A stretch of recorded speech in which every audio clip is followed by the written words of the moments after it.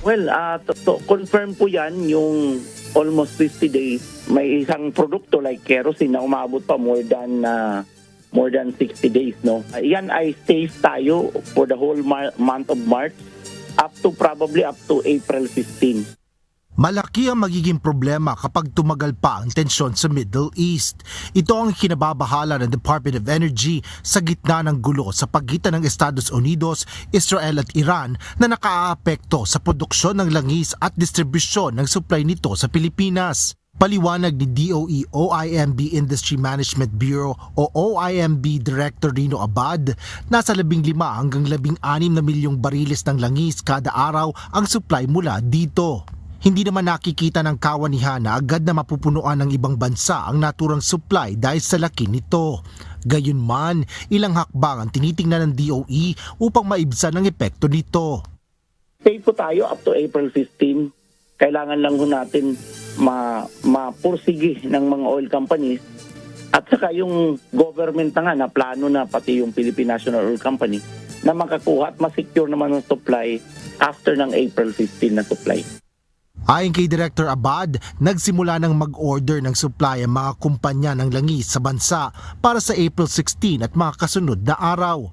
Ngunit sa kasalukuyan, batay sa pagpupulong ng DOE sa mga oil company noong Miyerkules ay wala pang kasiguraduhan ito. So, confirm na rin yan sa mga oil companies na ngayon pa lang nagsisimula na silang offer ng tender, no? O nung request for confirmation ng kanilang mga replenishment, no? Ika nga from April 16 to onwards, no.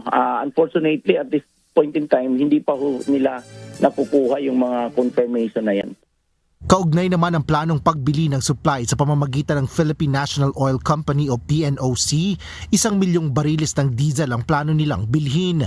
Ito na ang ika-4 na hakbang na inihain ng DOE upang maibsan ang epekto ng pagtaas sa presyo ng mga produktong petrolyo.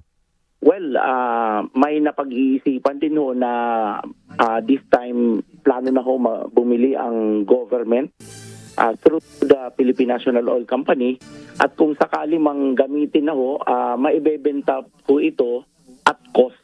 So makakatulong din ho yan. But definitely baka hindi ho kaagad ma-implement next week.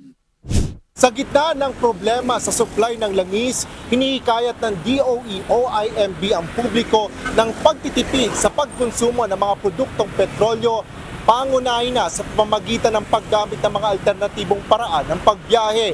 Kabilang na dito ang pagko-commute sa pamamagitan ng carpooling o kaya ay pagsakay na lang sa mga pampublikong transportasyon. Asher Cadapan Jr., UNTV News and Rescue. Diyos ang aming sandigan, serbisyo publiko ang aming pinahahalagahan.